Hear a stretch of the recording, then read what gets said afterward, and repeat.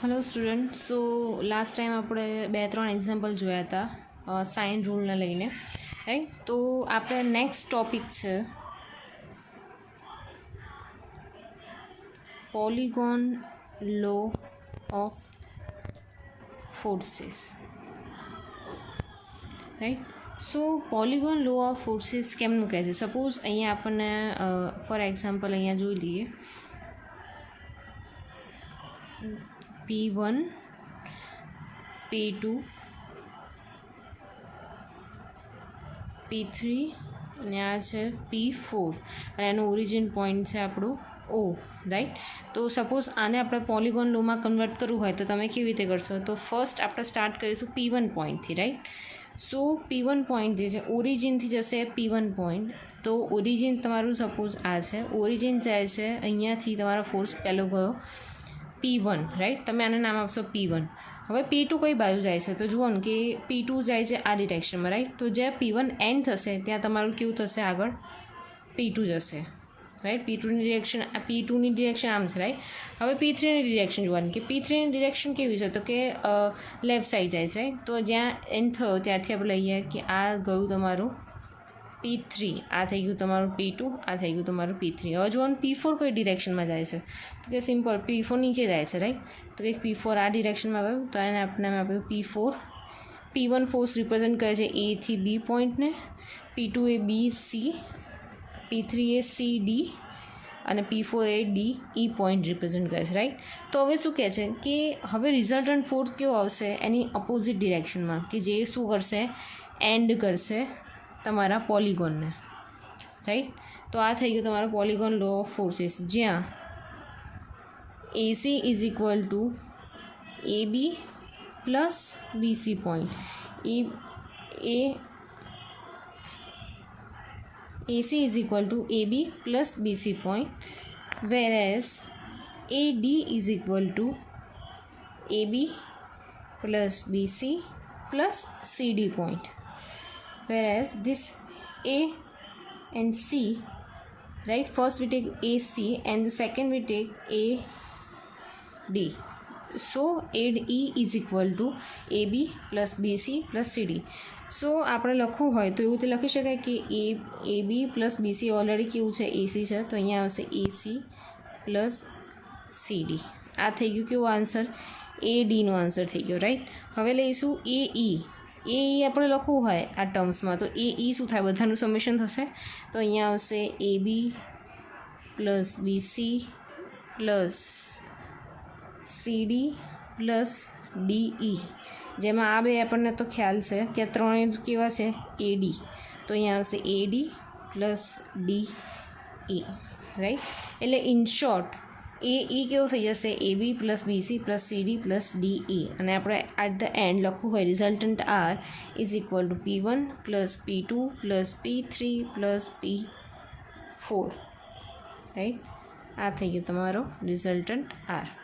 ખ્યાલ આવી ગયો? તો આ થયો તમારો polygon law of forces, right. હવે અહીંયા એક વસ્તુ સમજવાનું છે કે law of triangle and law of polygon. Triangle અને પોલિગોનમાં શું ડિફરન્સ છે, રાઈટ. તો આ ત્યારે જ યુઝ થાય છે જ્યારે બે ફોર્સીસ આ તમને પ્રોવાઈડ કરેલા હોય અને આ 2 ઓર મોર forces. Triangle law of triangle is only used when two forces are given. Whenever law of polygons are used when 2 or more forces are given, right? So the law of polygon is if a number of concurrent forces are represented in magnitude and direction.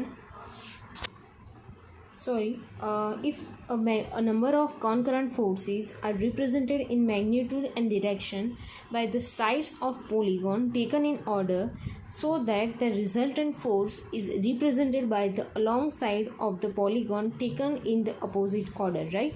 So in the first example we see that. So we take this another example, right? So second example is suppose we have this P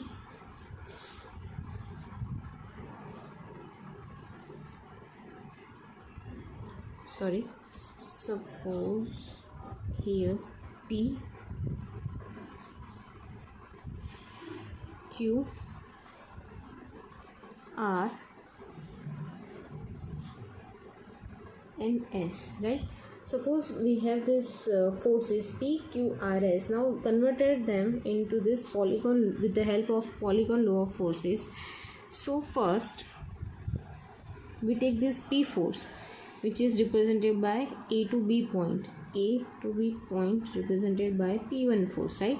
So P force. Now next here the Q force kई direction में है तो P force which is start with the end of this P1 force. So this is your force Q and denoted by point C. Now with this end of this force, the new force R will be start at this point, right? So at the C point, R force is a vertical, so we go this vertical R point. New point is D. Now next is force S. So ending of force R, there is a starting of force S, right? So here this is our force S, right? And denoted by point E, which is ending here. તો આપણે બધા ફોર્સને આપણે polygon લો પ્રમાણે આપણે મૂકી દીધા, right? હવે શું કહે છે કે એનું રિઝલ્ટન્ટ શું આવશે? તો કે રિઝલ્ટન્ટ આવશે એના અપોઝિટ ઓર્ડરમાં. એટલે આ જે ડિરેક્શનમાં જેવું છે એ કેવી ડિરેક્શનમાં આવશે? અપોઝિટ ડિરેક્શનમાં એનું આવશે રિઝલ્ટન્ટ આર. ખ્યાલ આવી ગયો? Easy. So here the example is find the resultant of the following coplanar concurrent force acting at point O using force polygon method, right? So અહીંયા એક બહુ બધા ફોર્સ આપેલા છે એની વચ્ચે એંગલ્સ આપેલું છે, રાઈટ? હવે જનરલી પોલિગોન લો ઓફ ફોર્સીસના એક્ઝામ્પલ પૂછાતા છે નહીં, પણ એ ફોર એક્ઝામ્પલ એક તમને આપી દઉં છું કે અહીંયા આપણે યુઝ કરીશું using scale 1 centimeter is equal to 10 Newton, right? So I hope you understand this meaning of 1 centimeter is equal to taken as 10 Newton, right? So અહીંયા 10 ન્યૂટન તમને આપેલા છે તો 10 ન્યૂટનનો મતલબ શું થઈ ગયો કે તમારો આ 1 સેન્ટીમીટર હશે. 20 ન્યૂટનનો મતલબ શું થઈ ગયો? તમારો 2 સેન્ટીમીટર હશે, 3 સેન્ટીમીટર, 4, 5 અને 6 સેન્ટીમીટર, રાઈટ? સો અહીંયા આપણે ડિવાઈડ કરી દઈશું અલગ અલગ ઝોનમાં.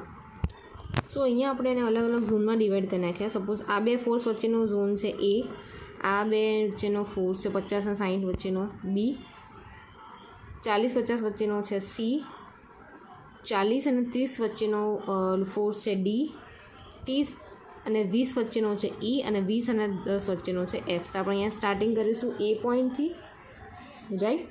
સો અહીંયા એ પોઈન્ટથી સ્ટાર્ટ કરીશું. ફર્સ્ટ સ્ટાર્ટ કરીએ આ પોઈન્ટથી, એ બાજુ જઈશું એટલે 60 આવશે, રાઈટ? તો અહીંયા આપણે સપોઝ લઈ લઈએ આ પોઈન્ટ થઈ ગયો સ્મોલ એ, રાઈટ? હવે એથી બી સુધી જઈશું તો વચ્ચે કેટલું આવશે? 6 સેન્ટીમીટર. હવે એ વસ્તુ જોવાનું છે કે 6 સેન્ટીમીટર કઈ ડિરેક્શનમાં છે, રાઈટ? તો આપણો પોઈન્ટ સ્ટાર્ટ થશે એ અહીંયા. હવે 6 સેન્ટીમીટર તમારો સ્કેલ યુઝ કરવાનો છે અને જોડે તમારો એંગલ તમે મેજર કરી શકો, મતલબ એંગ્યુલર કોઈ સ્કેલ હોય એ લઈ લેવાની છે, રાઈટ? તો તમે અહીંયા સ્કેલ મૂકશો એ પોઈન્ટ પર, તમારો અહીંયાથી જશે અહીંયા 6 સેન્ટીમીટર પર કયા એંગલ પર જશે, રાઈટ? તો અહીંયા 4 ક્વોડ્રન્ટ ડ્રો કરી નાખીશું આપણે.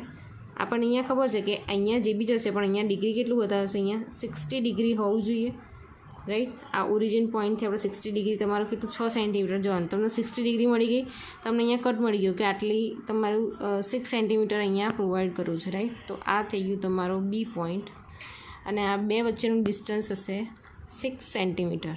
તમને એંગલ પર તમને ખબર પડી ગઈ, તમે કોણ માપક મૂક્યું, તમે અહીંયા 16 એંગલ ડિસાઇડ કરી નાખ્યો, ત્યાં તમે એક 60 ડિગ્રી પર એક પોઈન્ટ મારશો અને એ ક્યાં સુધી લેવાનું છે કે 6 સેન્ટીમીટર થાય ત્યાં સુધી. તો તમને બી મળી ગયો. હવે બી પોઈન્ટ પર બી આપણે 4 ક્વોડ્રન્ટ ડ્રો કરીશું તો આપણને ખ્યાલ આવે કે કયો એંગલ પર જઈશું, રાઈટ? તો અહીંયા આપેલું છે 5 સેન્ટીમીટર જાય છે 45 ડિગ્રીના એંગલ ઉપર, રાઈટ. તો મતલબ શું થઈ ગયો કે તમારો આ જે છે અહીંયા 45 ડિગ્રીના એંગલ પર તમે અહીંયા કટ મારશો તો તમને અહીંયા કંઈક 5 સેન્ટીમીટર મળશે. આ થઈ ગયો તમારો 45 ડિગ્રી એંગલ. ખ્યાલ આવ્યો? 50 હતો, અહીંયા 45નો એંગલ બધા જ્યારે અહીંયા ઉપર જશે તો અહીંયા બી 45 જ આવશે. 45 is equal two 90 degree, right. તો અહીંયા 45 ડિગ્રી આવશે. 5 સેન્ટીમીટર સુધી લાઈન તમે એક્સટેન્ડ કરી, રાઈટ. હવે શું કહે છે કે હવે તમારો એંગલ હવે તમારો ફોર્સ કઈ બાજુ જાય છે કે લેફ્ટ સાઈડમાં જાય છે. 40 ન્યૂટન. 40 ન્યૂટન બરાબર 1 સેન્ટીમીટર 10 ન્યૂટન લેતા હતા, બરાબર. તો અહીંયા 40 ન્યૂટન છે તો ક્યાં આવશે? 4 સેન્ટીમીટર. તો અહીંયાથી હવે અહીંયા તો ખબર છે કે આ પ્યોર હોરિઝોન્ટલ ફોર્સ છે, રાઈટ. તો તમારે કંઈ મેઝર કરવાની જરૂર નથી. એ આ હોરિઝોન્ટલ ડિરેક્શનમાં કેટલું આવશે? આ થઈ ગયું 4 સેન્ટીમીટર. આ એ પત્યો, બી પત્યો, આ સી ક્વોડ્રન્ટનો આપણે 4 સેન્ટીમીટર બતાવ્યો, બરાબર. હવે સી થી ડી જઈશું. કઈ ડિરેક્શન છે? હોરિઝોન્ટલ ડિરેક્શન, ઇન્ક્લાઇન ડિરેક્શન છે, ડાબી બાજુ જતો. એંગલ કેટલો બનાવે છે? તો 30 ડિગ્રી. તો આ પોઈન્ટ ઉપર આપણે 4 ક્વોડ્રન્ટ ડ્રો કર્યા. હવે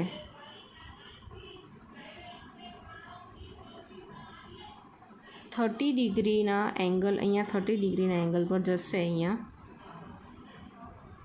3 સેન્ટીમીટર. ખ્યાલ આવ્યો? 3 સેન્ટીમીટર ગયા. હવે કયું આવ્યું? 20 ન્યૂટન. 20 ન્યૂટન કેવું જાય છે? ડાઉનવર્ડ, એટલે 90 ડિગ્રી એકદમ ડાઉનવર્ડ જાય છે. એટલે આપણે અહીંયા ડ્રો કરીએ કે આ જશે 2 સેન્ટીમીટર ડાઉનવર્ડ ડિરેક્શનમાં, રાઈટ. 2 સેન્ટીમીટર ડાઉનવર્ડ ડિરેક્શનમાં ગયું, પતી ગયો વી ફોર્સ. હવે વીથી અહીંયા નામ આપવાના મેં બી રહી ગયા, ABC. અહીંયા છે ડી, આ છે ઈ, આ છે એફ, બરાબર. હવે એફથી પાછું એ બાજુ જવાનું છે. એફથી એ વચ્ચે કયો ફોર્સ છે? 10 ન્યૂટનનો. મતલબ કેટલું થઈ ગયું? 1 સેન્ટીમીટર. અને કેવી હોવી જોઈએ? 5 ડિગ્રી હોરિઝોન્ટલ જોડે બનાવતી હોવી જોઈએ. તો અહીંયા આપણે 4 ક્વોડ્રન્ટમાં ડિવાઈડ કરીશું. તો 1 સેન્ટીમીટર કંઈક અહીંયા જતું હશે, રાઈટ. અહીંયા કંઈક જતું હશે આ 1 સેન્ટીમીટર. અને અહીંયા બનાવતો હશે 5 ડિગ્રીનો એંગલ, રાઈટ.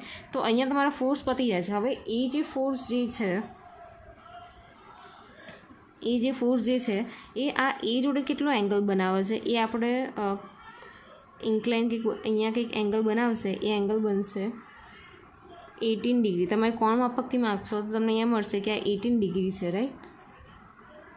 તો તમને રિઝલ્ટન્ટ ફોર્સ મળી ગયો. કેવી રીતે? તો આ આપણે આખું ડ્રો કર્યું છે.